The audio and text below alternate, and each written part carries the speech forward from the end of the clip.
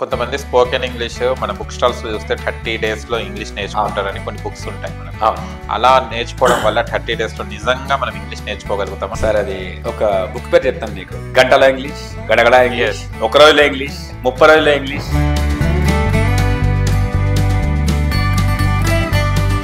English వింటే వస్తుందా sir? Classes రాస్తే కానీ అది చేస్తే వస్తుందా సార్? లిజనింగ్ అనేది ఈజ్ ఇంపార్టెంట్. స్పోకెన్ ఇంగ్లీష్లో జాయిన్ అయితే ఎన్ని డేస్లో నేర్చుకోగలుగుతారు ఇంగ్లీష్? సార్ మినిమం ఒక గ్రాడ్యుయేట్ అయితే 2 monthsలో నేర్చుకోవచ్చు.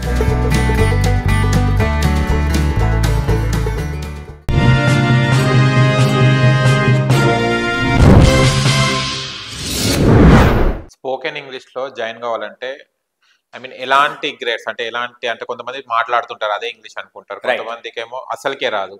ఎలాంటి పర్సెంట్ స్పోకెన్ ఇంగ్లీష్లో జాయిన్ కావాలి? సార్ మినిమం ఏంటంటే చదవడం రాయడం వచ్చుంటే చాలా. ఇంగ్లీష్లో చదవడం రావాలి, ఇంగ్లీష్లో రాయడం రావాలి. ఎందుకంటే మన క్లాసులు చెప్తుంటాం, వాళ్ళు రాసుకోవాలి కదా, రైట్? సో నెక్స్ట్ ఏంటి, వాళ్ళు అర్థం చేసుకోవాలి కదా. అంటే వాళ్ళకి ఇంగ్లీష్ చదవడం వచ్చి రాయడం వస్తే మనకు నేర్చుకోవడం ఈజీ. అదే చదవడం రాయడం రాలేదనుకోండి, మనకు గ్యారంటీ ఇవ్వలేము వాళ్ళకి. అది 1 year పట్టవచ్చు, 2 years పట్టవచ్చు, వాళ్ళకి అంత ఓపిక ఉండదు. ఇక వినికిడి బట్టి వాళ్ళకు ఉండదు కదా సార్. ఇప్పుడు ఫర్ ఎగ్జాంపుల్ బాడీ స్పెల్లింగ్ నేర్పించాలి. ఎన్ని స్పెల్లింగ్స్ అని నేర్పిస్తాం మనం, ఎన్ని వర్డ్స్ అని నేర్పిస్తాం మనం? వాళ్ళకి వచ్చిన వాళ్ళకి మనకి ఈజీగా అవుతుంది. ఎందుకంటే వాళ్ళకి భయం ఏంటి, ఓకే గ్రామటికల్ ఎర్రర్ చేస్తున్నాము, అది మనం కరెక్ట్ చేయొచ్చు. వాళ్ళకి స్పీచ్లు ఇవ్వలేకపోతున్నారు, నించోబెట్టి మనం స్పీచ్లు ఇప్పించవచ్చు. ఎలా టెల్ అబౌట్ యువర్ సెల్ఫ్ అంటాం. ఇప్పుడు మేము ఏం చేస్తామంటే ఫస్ట్ మనం టాపిక్ ఇస్తాం, టెల్ అబౌట్ యువర్ సెల్ఫ్ అన్నాం, చెప్పలేకపోతున్నారు. నేను ఎక్స్ప్లెయిన్ చేస్తాను ఎలా చెప్పాలి, అతను ఎక్స్ప్లెయిన్ చేస్తాడు, అలవాటు అయిపోతుంది. ఒక 1-2 daysలో సెల్ఫ్ ఇంట్రడక్షన్ వచ్చేస్తుంది. తర్వాత అది కొంచెం ఆ ఐ ప్లేస్లో ఈ పెట్టి, ఈస్ ప్లేస్లో మై ప్లేస్లో హర్ పెట్టి, మై ప్లేస్లో ఈజ్ పెట్టేస్తే మిగతాలో వచ్చేస్తుంది. అంటే అతని గురించి కానీ ఆమె గురించి కానీ చెప్పగలుగుతాం. అంటే ఇంట్రడ్యూసింగ్ అదర్స్ వచ్చేస్తుంది. హైదరాబాద్ గురించి, ఢిల్లీ గురించి, ముంబై గురించి, సినిమా స్టార్ల గురించి, వాళ్ళకి ఇంట్రెస్టింగ్ ఉన్న టాపిక్స్ పైన రోజు మాట్లాడిస్తుంటే వాళ్ళకి ఇంట్రెస్ట్ వస్తుంది. ఓకే, సో ఆటోమేటిక్గా వచ్చేస్తుంది అది. కొంతమంది స్పోకెన్ ఇంగ్లీష్ మన బుక్ స్టాల్స్ చూస్తే 30 డేస్లో ఇంగ్లీష్ నేర్చుకుంటారని కొన్ని బుక్స్ ఉంటాయి మనకు. అలా నేర్చుకోవడం వల్ల 30 డేస్లో నిజంగా మనం ఇంగ్లీష్ నేర్చుకోగలుగుతామా? సార్ అది ఒక బుక్ పేరు చెప్తాను మీకు. సారీ, గంటల ఇంగ్లీష్, గడగడ ఇంగ్లీష్, ఒక రోజులో ఇంగ్లీష్, 30 రోజుల్లో ఇంగ్లీష్. సార్ ఇవి నా దగ్గర చాలా పుస్తకాలు నేను కొన్నాను అప్పుడు స్టార్టింగ్లో. బుక్కులు కొనడం చాలా ఈజీ, ఆ సెల్ఫ్లో లైబ్రరీ లాగా ఉండిపోతాయి అంతే. ప్రాక్టికల్ అంటే ప్రాక్టీస్ డిఫరెంట్, బుక్స్ కొనడం డిఫరెంట్. సో మనం ఏం చేస్తామంటే ఆ బుక్ కొనేస్తాం, చదువుదాం అనుకుంటాం. మీరు ఆఫీస్కి వెళ్తారు, వస్తారు, నైట్ 8 అవుతుంది, 9 అవుతుంది, బుక్ ఒక పేజ్ చెప్తాం మనం. మరి ప్రాక్టీస్ రాదు కదా. గ్రామర్ మొత్తం ఉంటుంది. సో కొద్దిమంది నేను ఒక బుక్ ప్రింట్ చేసినగా నేను ఎవరికి మామూలుగా బుక్ నేను అమ్మను నేను. సో కొంతమంది బుక్కులు అమ్మేస్తున్నారు కూడా. సో వాళ్ళు ఏమనుకుంటారు, ఆ బ్రాండ్ నేమ్ చూసి మన బుక్కులు కొనేస్తున్నారు.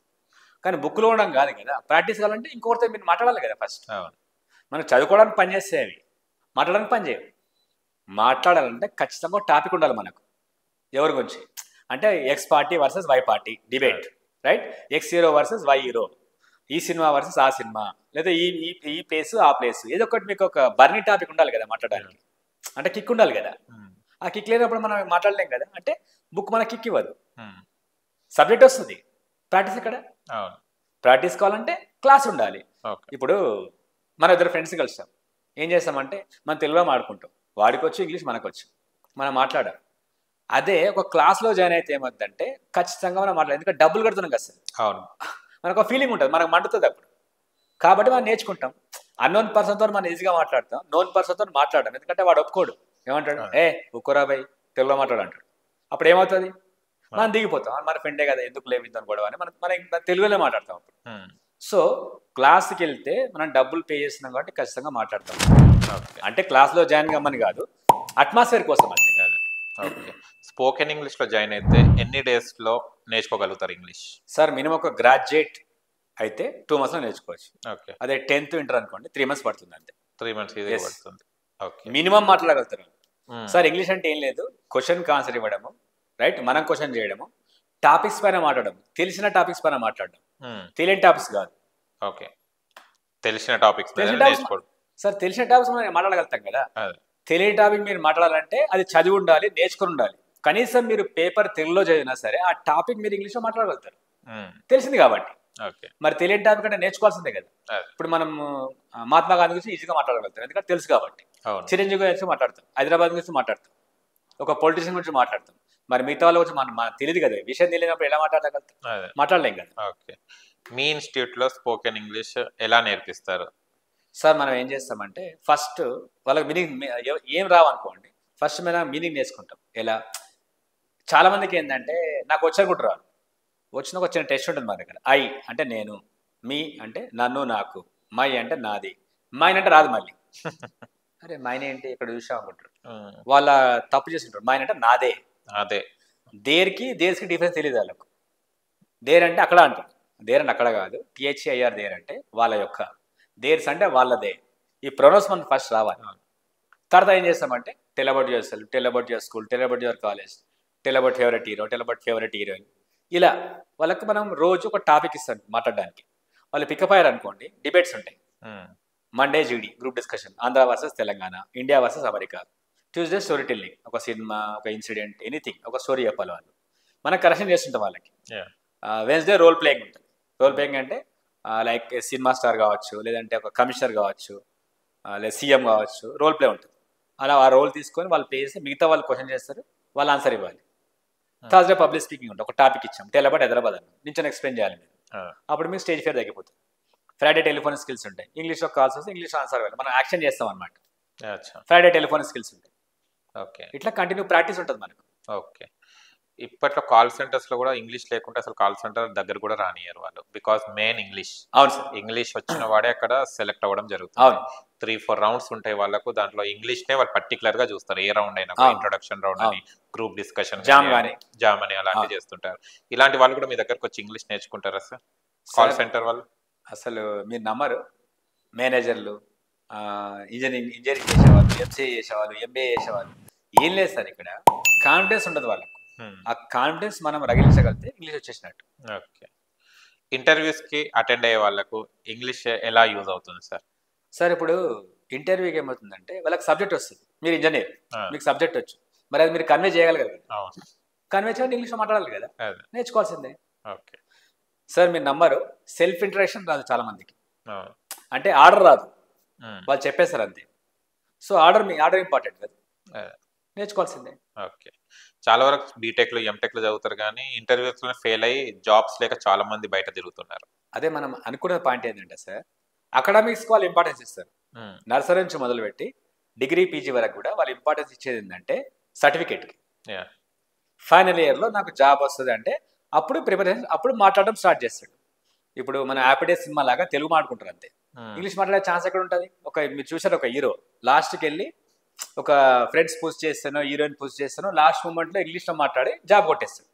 కానీ ఇక్కడ అలా కాదు కదా సార్, మనకు పుష్ చేసే వాళ్ళు ఉంటారు కదా,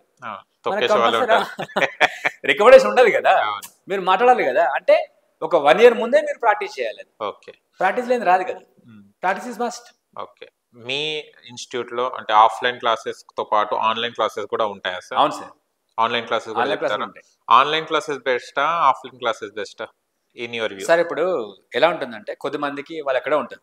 ఒకతను నాకు మొన్న కాల్ చేశాడు, సార్ నేను ఒరిస్సాలో ఉన్నాను, లేదంటే ఇంకో స్టేట్లో ఉన్నాను. సో వాళ్ళు అట్లాంటి వాళ్ళు ఇన్స్టిట్యూట్ రాలేదు కాబట్టి మన ఆన్లైన్ క్లాస్ ఓకే.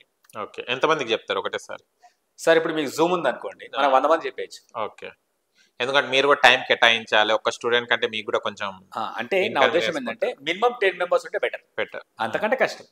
మనం 100 మంది క్లాసులో తీసుకోవచ్చు, మన క్లాసులు చెప్పేయచ్చు, కానీ వాళ్ళ నుంచి మాట్లాడించాలంటే కష్టం అయిపోతుంది. ఓకే. ఒక 10 వరకు ఓకే, 10 వరకు. అంతకన్నా ఎక్కువైతే క్లాసులు చెప్పొచ్చు మనం, వాళ్ళు మాట్లాడడానికి ఛాన్స్ దొరకదు. ఓకే. ఆ క్లాస్ అప్పుడు 2 hours ఉండాలి. మీ స్పోకెన్ ఇంగ్లీష్ ఇన్స్టిట్యూట్ ఎక్కడ ఉంది అండ్ టైమింగ్స్ ఏంటిది, ఎంత చార్జ్ అనేది తర్వాత పర్సనల్ గా చెప్పండి. సరే, ఇది మాత్రం చెప్పండి మీ. సార్ మా ఇన్స్టిట్యూట్ నేమ్ వచ్చి easy spoken English Chintal. Okay. మనకు బాలనగర్ దగ్గరలో ఉంటుంది, షాపూర్ రోడ్ లో ఉంటుంది. ఇది షాజీటర్ పక్కనే ఉంటుంది. మార్నింగ్ వచ్చి 6 to 7 78, మళ్ళీ ఈవినింగ్ వచ్చి same timing 6 to 7 78, 8 to 9. So online classes offline classes same టైంలో ఉంటాయి. ఈవినింగ్ ఎక్కువ ఉంటాయి ఆన్లైన్ క్లాసెస్. ఓకే. ఈ బ్యాచెస్ వైజ్ ఉంటారా సార్ దీనికి? ఇది బ్యాచెస్ వైజ్ ఉంటుంది సార్. బ్యాచెస్ ఉంటాయి. ఒక్కరున్నా సరే మేము చెప్పేస్తాం, అట్లా ఏముండదు. మనం బ్యాచ్ కోసం వెయిట్ చేయాలంటే ఆ బ్యాచ్ ఫామ్ కాకపోవచ్చు. అవును. మన టార్గెట్ ఏంటంటే వాళ్ళకి నేర్పించడం, వాళ్ళు నేర్చుకోవడం అంతే. ఓకే. మీరు ఒక్కరేనా సార్, ఇంకా మేము ఫ్యాకల్టీ ఉందా? ఫ్యాకల్టీ కూడా ఉన్నారు సార్. ఫ్యాకల్టీ కూడా. అవును. ఓకే. అంటే ఫారెన్‌కి వెళ్ళే వాళ్ళు ఎలాంటి ఇంగ్లీష్ నేర్చుకోవాలి? సార్ ఎలా ఉంటుందంటే ఇప్పుడు ఫస్ట్ మన స్టూడెంట్స్ ఫారిన్కి వెళ్తున్నారు. సో ఫారిన్కి వెళ్ళాలంటే ఏంటంటే ఒక టెస్ట్ రాయాలి మనం, టోఫెల్. దాంట్లో ఏంటుందంటే రీడింగ్, రైటింగ్, లిజనింగ్, స్పీకింగ్, ఈ 4 స్కిల్స్ మీకు వచ్చి ఉండాలి. ఓకే. ఆ 4 స్కిల్స్ వచ్చి ఉండాలి. నెక్స్ట్ అక్కడ కల్చర్ మాకు తెలిసి ఉండాలి. అక్కడ కల్చర్, ఇప్పుడు అక్కడికి వెళ్ళారు, ఇంగ్లీష్ వచ్చింది మీకు ఫర్ ఎగ్జాంపుల్, అక్కడ కల్చర్ మాకు తెలియదు. అప్పుడు ఏమవుతుంది, మీకు కన్వే చేసే మెసేజ్, మీరు ఉండే విధానము అవన్నీ రాంగ్గా అవుతుంది, రాంగ్గా ఇంటర్ప్రిటేషన్ అవుతుంది. అక్కడ మనం ట్రబుల్స్ ఫేస్ చేస్తాం అక్కడ. సో అక్కడికి వెళ్ళాలంటే మనం ఫారెన్ ఇంగ్లీష్ నేర్చుకోవాల్సిన పని లేదు. మామూలుగా ఏంటంటే మీకు ఇంగ్లీష్ మినిమం వచ్చా, రీడింగ్ వచ్చా, రైటింగ్ వచ్చా, లిజనింగ్ వచ్చా, స్పీకింగ్ వచ్చా. యాక్సెంట్ అనేది ఏంటంటే మీరు అమెరికాలో ఉండాలి ఫర్ ఎగ్జాంపుల్. ఇప్పుడు మనకు అమెరికా సినిమాలు చూస్తే ఆటోమేటిక్గా అమెరికా వచ్చేస్తుంది. అంటే రెగ్యులర్గా మీకు మామూలు ఇంగ్లీష్ వచ్చి యాక్సెంట్ మారిస్తే అది వచ్చేస్తుంది మనకు, అది అవసరం మనకు. అది మనకు ఫర్ ఎగ్జాంపుల్ చూడండి, మనం ఇద్దరం హైదరాబాద్లో ఉన్నాం. హైదరాబాద్ నుంచి మనం తెలుగు స్టార్ట్ చేసి మీరు శ్రీకాకుళం వెళ్ళే లోపల యాస మారిపోతుంది. అదే కదా సార్, ఇంగ్లీష్ కామన్ అది, అంటే మాట్లాడే సేమ్ లాంగ్వేజ్, అది మనకు యాస అనేది మారిపోతుంది. ఆ యాస మనం పట్టుకుంటే మనకు వచ్చేసినట్టు అంతే.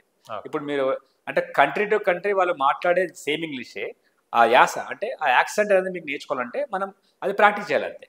అలా ప్రాక్టీస్ చేస్తే మనకు అది వచ్చేస్తుంది, సింపుల్. అది ప్రాక్టీస్ చేయాలి, ప్రాక్టీస్ ఇంపార్టెంట్, ప్రాక్టీస్ చేస్తే ఇంపార్టెంట్. ఆ యాక్సెంట్ ఇంపార్టెంట్ మనకు. ఓకే.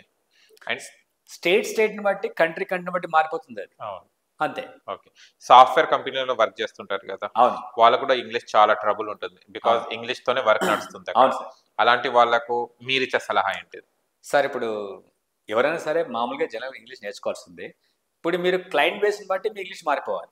ఇప్పుడు మీరు అమెరికన్స్తో డీల్ చేస్తున్నారంటే మీ అమెరికన్ యాక్సెంట్ వచ్చి ఉండాలి కదా, లేదంటే వాళ్ళు మిమ్మల్ని పట్టేసుకుంటారు. అవును. ఏంటి వాళ్ళు ఏమనుకుంటారు అంటే నేను ఒక అమెరికన్తోనే డీల్ చేస్తున్నా అనుకుంటారు, కానీ యాక్చువల్గా మనం ఇండియన్స్. వాడు ఒకవేళ మీరు ఇండియన్ అనుకుంటే మీకు ఇక్కడ కంపెనీ క్లాస్ అది ఎలా ఆ క్లయింట్ కట్ అయిపోతారు. అప్పుడు ఓకే నేను అమెరికన్తో డీల్ చేయట్లేదు, వీడు ఇండియన్ అని తెలిసిందంటే అప్పుడు జాబ్ లాస్ అది. సో మీ జాబ్ పోతుంది. అంటే మీకు అమెరికన్ ఇంగ్లీష్ వచ్చి ఉండాల్సిందే కదా, ఆ యాక్సెంట్ వచ్చి ఉండాల్సిందే. సో ఆ ఫారినర్స్తో డీల్ చేస్తున్నప్పుడు మీకు ఆ యాక్సెంట్ రావాల్సిందే. అంటే మీరు ఆ కల్చర్ నేర్చుకోవాలి, యాక్సెంట్ నేర్చుకోవాలి, ఆ డిక్షన్ నేర్చుకోవాలి, ఆ స్టైల్ నేర్చుకోవాలి. అప్పుడే మీరు ఆ జాబ్లో కంటిన్యూ అవుతారు, లేదా కంటిన్యూ కాలేరు. ఓకే. ఇంగ్లీష్ వింటే వస్తుందా సార్? మనం క్లాసెస్ రాస్తే కానీ అది చేస్తే వస్తుందా? సో లిజనింగ్ అనేది ఏదైనా ఇంపార్టెంట్ సార్. చూడు మనం చిన్నప్పుడు ఏం చేస్తున్నాం, మన అమ్మ మాట్లాడుతుంది కాబట్టి ఆమె నేర్చుకుంటున్నాం మనం, రైట్? ఇది వింటే వస్తుంది, కానీ మీరు విన్నా కానీ మీకు అర్థం కావాలి కదా. వినడం ఇంపార్టెంట్. ఎప్పుడు అర్థమవుతుంది? మీకు వచ్చినప్పుడే కదా అర్థమయ్యేది. మీరు నేర్చుకోకుండా వింటే లాభం ఏంటి? మీరు వింటున్నారు రోజు మామూలుగా వీడియోలు వింటున్నారు, వీడియోలు చూస్తున్నారు, లేదా ఆడియో వింటున్నారు, కానీ మీకు ఇంగ్లీష్ అన్నప్పుడు ఎంత విన్నా లాభం ఏంటి? ఇప్పుడు మనకు హైదరాబాద్లో ఉన్నాం కాబట్టి మనకి హిందీ వచ్చేస్తుంది. ఎందుకు? మన పక్క వీధిలో మన ఫ్రెండ్ ఉంటాడు, సరౌండింగ్ లో మన ఫ్రెండ్స్ ఉంటారు, వాడు మనం కరెక్ట్ చేస్తాడు. ఇప్పుడు కరెక్ట్ చేసే వాళ్ళు ఉండరు కదా, విన్నా కానీ మీకు అర్థం కాదు కదా. అంటే మీకు నేర్చుకోవాల్సిందే కదా, ఫస్ట్ నేర్చుకుంటేనే కదా వచ్చేది. అది ప్రాక్టీస్ కావాలి కదా. కొంతమంది మాట్లాడేటప్పుడు పాస్ట్ ని ఫ్యూచర్ ని ప్రెసెంట్ లో కల్పిస్తుంటారు. ఈ ఇంగ్లీష్ ని ఏమంటారు సార్? మీరు ఇలాంటి ఇంగ్లీష్ ఎప్పుడైనా విన్నారా? ఇప్పుడు మాట్లాడుతుంటారు వాళ్ళు, అంటే వాళ్ళు ట్రై చేస్తున్నారు అన్నట్టు. దీన్ని మనం బ్రోకన్ ఇంగ్లీష్ అంటాం. కానీ ఏంటంటే వాళ్ళ సెంటెన్స్ ఫేమ్ చేసుకోవాల్సిందే. అంటే ఆ టైమింగ్ టెన్స్ అనేది నేర్చుకోవాల్సిందే. వాళ్ళు ఏ టైంలో ఏ టెన్స్ వాడాలి, ప్రజెంట్ వాడాలా, పాస్ట్ వాడాలా, ఫ్యూచర్ వాడాలా అనేది వాళ్ళు నేర్చుకుంటే వాళ్ళని కరెక్ట్ చేసుకున్నట్టు. లేదంటే అది మ్యూచువల్ లాస్.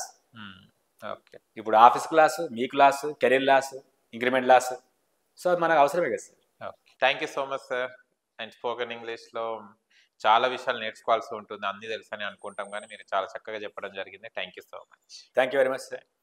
చూశారు కదా ఫ్రెండ్స్, మీకు కనుక మా వీడియో నుంచి లైక్ చేయండి, షేర్ చేయండి, కామెంట్ చేయండి, సబ్స్క్రైబ్ ఛానల్ అక్కడ గంట టంగును కొట్టండి. నేను మీ యాంకర్ పప్పు. Bye bye.